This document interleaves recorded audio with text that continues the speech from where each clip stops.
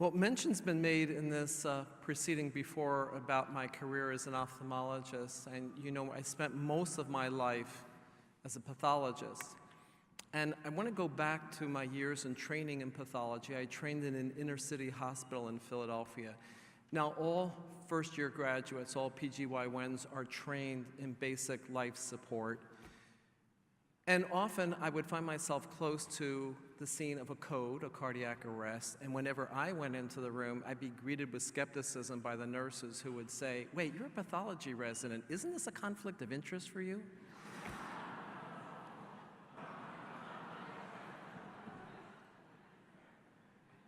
I learned to get over it. What I want to relate to you this afternoon was one night when I was walking back to the pathology laboratory, and the overhead alert system indicated that a patient was experiencing a cardiac arrest, an event known as a code, and I found myself just outside of the patient's room. So I stepped into the room and I began working with the nurses. The code team, the specialty team, arrived a few minutes later, and I was really relieved to see that the team leader that night was the physician recognized by everyone in the hospital as our smartest resident, our brightest resident. And naturally, I stepped aside and I allowed the code team to take over. I stayed in the back of the room because I really wanted to see what would transpire. Now, at first, the patient responded well. But suddenly, the monitors to which the patient was connected by a sea of wires indicated a life-threatening abnormality. And a debate erupted among the members of the code team, which drug to use next. And as the tension in the room grew with the arguments for one therapy, the arguments for another therapy, that brightest resident in the hospital withdrew herself from the debate. She approached the patient's bedside, and she gently lifted the sheets, and she covered his naked, shivering body. And in that moment, this scientifically brilliant resident physician taught everyone that although science could save a patient's life, only an act of kindness could preserve his dignity and his humanity. At OUWB, we ask you to answer two questions. What do I want to do? And who do I want to be? You have spent 4 years here beginning to learn the science of medicine and mastering its technology. And during your residency years and the years that follow, you'll continue to learn the science of medicine, and you'll master even newer volumes of knowledge and technology.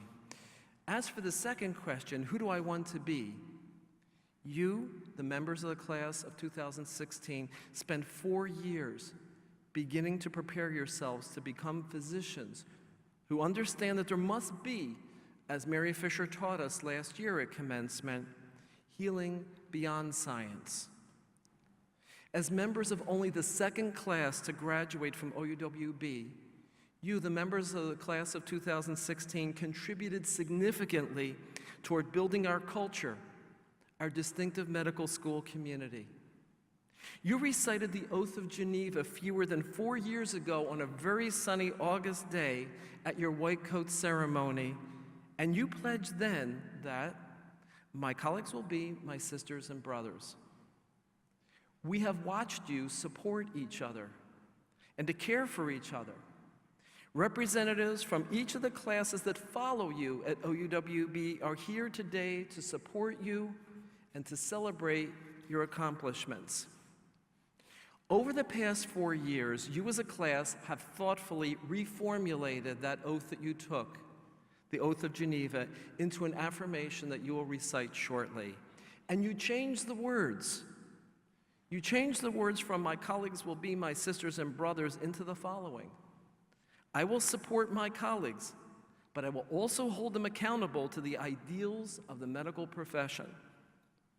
Now, the commitment you are about to make as you recite your oath or affirmation is significant because you are promising that you will not separate yourselves from the community of healthcare professionals. But what will you do if the community of healthcare professionals in which you practice separates itself from you By that I mean acting in ways that are outside the values to which you are about to commit. You can promise to hold them accountable to the ideals of the medical profession, but to do that, you must first always strive to remain committed to those ideals. And if you ever find yourself in a place where there are few people of ideals, strive to remain faithful to your core values, to your ideals. The profession of medicine is a profession of service to patients, but also to their communities. You will hear much in the next few years about population health and the need for health systems and physicians to learn how to care for the communities that they serve. Now, recalling that story about the brightest resident in that hospital back in Philadelphia who taught me and others that evening that science can restore health to a patient, but only an act of kindness, expressions of who do I want to be can save a patient's humanity and dignity. Then I challenge you, the members of the class of 2016, and all members of the OUWB community, to extend your knowledge and your compassion to patients and to their entire communities. Our communities need your scientific knowledge, and they also need for you to provide healing beyond science. And just as you are not free to separate yourself from the community of healthcare professionals, you are not free to separate yourselves from the communities in which you will reside and practice medicine. So what will you do if you find yourself in a community whose ideals are not yours? If you find yourself serving a community that does not share your core values, then remember that today, at your OUWB commencement, you publicly committed to respect all patients equally, and you further committed to advocating for a better world.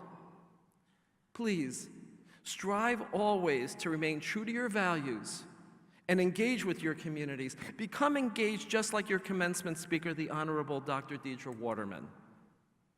In a few moments, you will, as a class, recite the oath or the affirmation that you wrote, and you'll do it out loud, not silently, because, after all, this isn't a software agreement where you just scroll at the bottom and click agree to get started. You recite this oath individually and collectively as a class. But even as a class, you will not recite this oath or affirmation alone. You will be joined by everyone here who is a physician and who will reaffirm the commitment to the ideals that you have so thoughtfully identified. Please know always how proud we are of your accomplishments and how much we look forward to seeing how you bring healing to those entrusted in your care, and healing to a society and a world desperate for your knowledge and your expressions of humanity. I therefore ask now the class of 2016 to rise, and all physicians who are present to rise to recite this affirmation. Please repeat each verse after me. Because it is my duty to promote and protect the health and well-being of my patients, I make the following promises.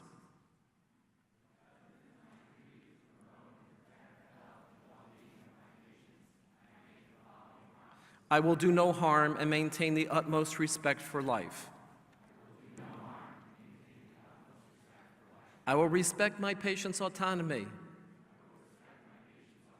I will fulfill my duties with courage in the face of emergency, pandemic, and extenuating circumstances.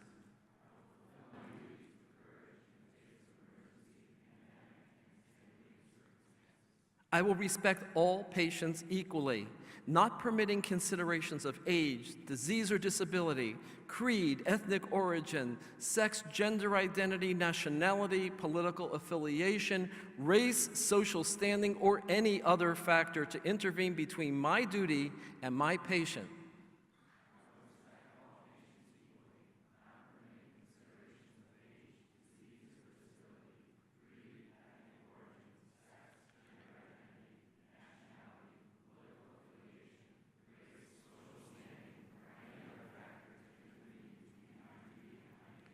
I will be an example for others through my professional interactions and conduct.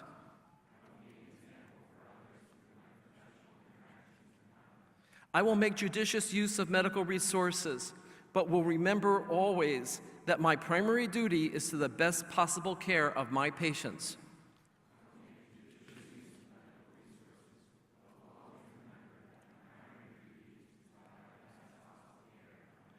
I will use technology with conscience and prudence. I will advocate for a better world. I will uphold all just systems and practices and strive to change those systems that interfere with my solemn duty to my patients.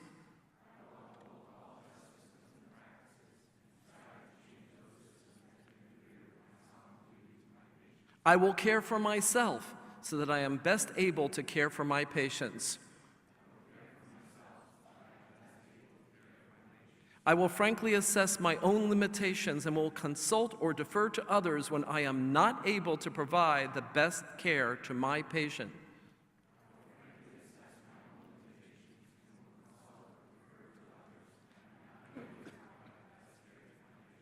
I will pursue lifelong education to provide compassionate, evidence-based care and will be open to new ideas, even if they challenge current practice.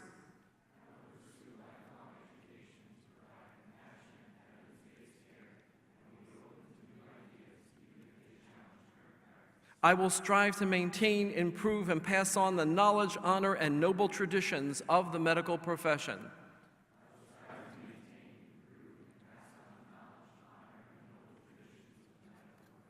I will support my colleagues, but also hold them accountable to the ideals of the medical profession.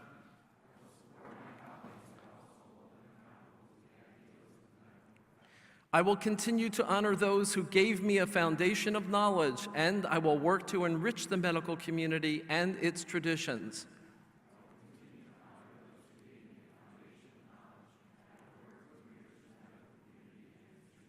I make these promises as a lifelong commitment, solemnly, upon my honor and of my own free will.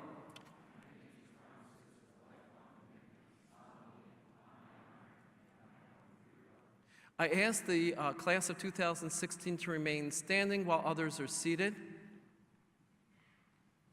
And now I invite the class of 2016 to look to your left and to your right and to express appreciation to those who have helped you along the way.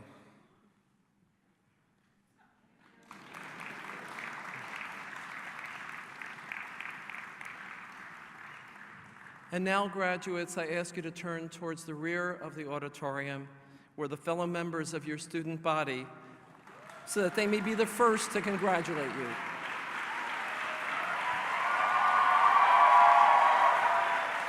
And I now offer all of our guests today the opportunity to congratulate our newest physicians, the OUWB class of 2016.